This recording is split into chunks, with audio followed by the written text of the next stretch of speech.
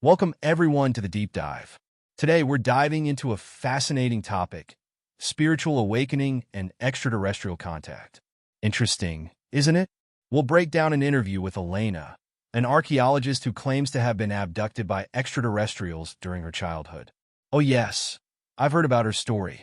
And now, she says she receives messages from a being named Torrent via an implant. Incredible. What makes her testimony so special? Well, she's a recognized scientist with a background in archaeology and engineering. Oh, so she's not just a spirituality enthusiast? Exactly. Her work with CNRS and her experience in Egypt add a truly intriguing dimension. All right, and does she describe her abductions as real events? Yes. She insists they weren't dreams or hallucinations. That must be unsettling. She describes being abducted by Gary's beings and then rescued by humanoids from the Galactic Federation of Worlds. Sounds like a science fiction movie. Yes, and she claims to have physical evidence like medical records from her hospitalizations. Medical records?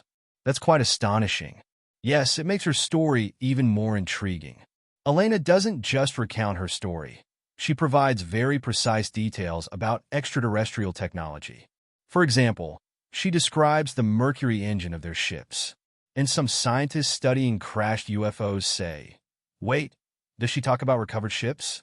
Yes, apparently, some of the details she provides align with observations made by these scientists. Amazing! What about teleportation? Elena claims to have experienced it. Really? That's fascinating. What was science fiction yesterday could very well be tomorrow's reality. Yes, we're already seeing scientists teleport atoms and electrons. Exactly. Where will the limits of science end? Elena also describes an implant named Valtor. An implant? What for? It allows her to communicate with Torrent, her extraterrestrial contact. It's like an intergalactic phone? In a way. She compares it to a thought-activated walkie-talkie powered by energy. Incredible.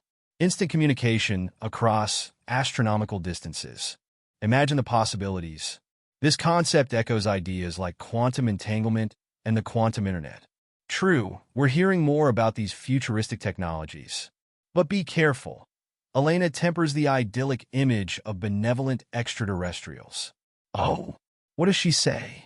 She claims there are multiple extraterrestrial factions, some positive and others much less so. So, there could be hostile extraterrestrials? Yes, she even goes further, stating that a war took place in our solar system. A war against whom? Against malevolent gray beings and reptilians, who were eliminated. That's a rather chilling revelation. Yes, it sends shivers down your spine.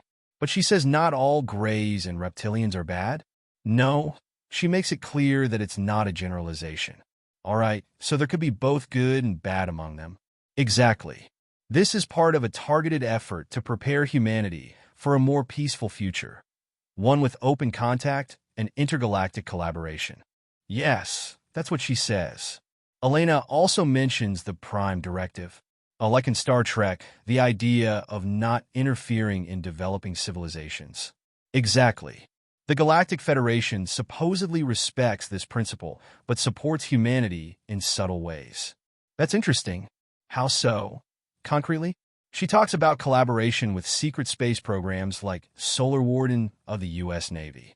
Secret space programs? That's enough to fuel all kinds of fantasies. Yes, it's an incredible story. And if we follow her reasoning, we're on the brink of a new era. An era where we discover the truth about our place in the universe. Exactly.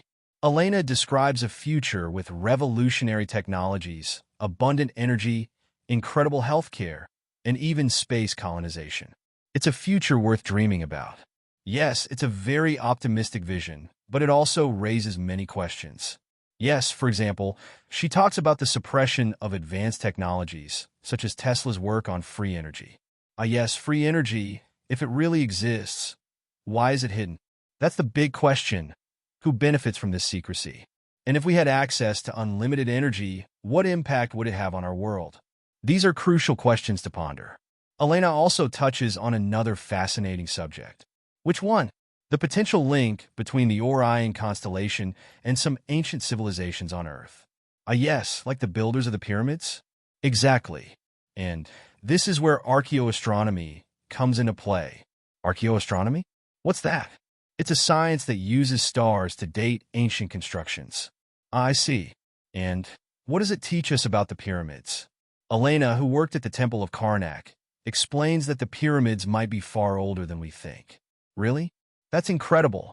Imagine these monumental structures as witnesses to an even more ancient history. Yes, it's fascinating. And then there's the story of Nibiru. Nibiru, the wandering planet that threatens to collide with Earth? Yes, you're familiar with it? Yes, I've heard of it. But Elena debunks this theory. Oh? How so? She explains that a planet without a star can't sustain life. That makes sense. So what would Nibiru be, according to her? It's not a planet but a massive spacecraft. A spacecraft? That's a groundbreaking idea. Yes, it's a bold theory. So, to summarize, humanity is undergoing a major spiritual awakening, ready to uncover the truth about extraterrestrials and promised a radiant future. Yes, but beware, certain dark forces might be trying to keep us in ignorance. It sounds like a real battle between light and shadow, like in a science fiction movie. That's true, but we must keep a critical mind regarding these revelations. Yes, of course. It's important to compare Elena's claims with scientific facts, explore other sources, and form our own opinions. Absolutely. By the way, if you want to delve deeper into the topic, Elena has written several books. Oh? Which ones? She recommends The Gift of the Stars, which tells her abduction story, and We Will Always Be Here, which explores her extraterrestrial contacts and advanced technologies. Are these books in French? Yes, they're available in French, and she's working on her next book, Origins, which promises new revelations about humanity's beginnings. I'd like to read them. Me too. Speaking of origins, we've mentioned Orion and the pyramids, but Elena goes even further. Oh, what does she say? She claims that humanity was created by an extraterrestrial civilization. Really? That's quite a bold theory. Yes, she says our DNA contains fragments of genetic codes from different extraterrestrial species. That's fascinating. And if we put this into perspective with discoveries about non-coding DNA, it opens up interesting avenues for thought. That's true. We know that only a small part of our DNA codes for proteins, but the rest remains a mystery. And if this mysterious part contained information inherited from our extraterrestrial ancestors, that ventures into speculation, but it's a hypothesis that sparks the imagination. Yes, it's true. And if our destiny has been linked to that of other stellar civilizations all along, and if our current spiritual awakening were just a step toward reunification with our galactic brothers and sisters, it's a grand vision. Yes, it's true. But it's time to take a break. We'll continue exploring Elena's testimony in the next part of the deep dive. With pleasure. I'm eager to see what else she has in store for us. Here, instead of looking for ready-made answers, we should ask the right questions. Yes, it's true. What questions should we be asking? Who are we really? Where do we come from? What is our role in this vast universe? Fundamental questions, and Elena tries to answer them through her experience. Exactly. Her story, even if it seems incredible, makes us think. Yes, it opens us up to other perspectives and reminds us that reality is often stranger than fiction. That's clear. And what if we delve further into this reflection? If the Galactic Federation truly exists, yes, if they're observing us and discreetly guiding us, what is their ultimate goal? Hard to say with certainty. Maybe they want to see us evolve into a more peaceful and enlightened society capable of joining their galactic community. Yes, that's possible. Or maybe they have another plan, a plan we can't yet comprehend. Exactly.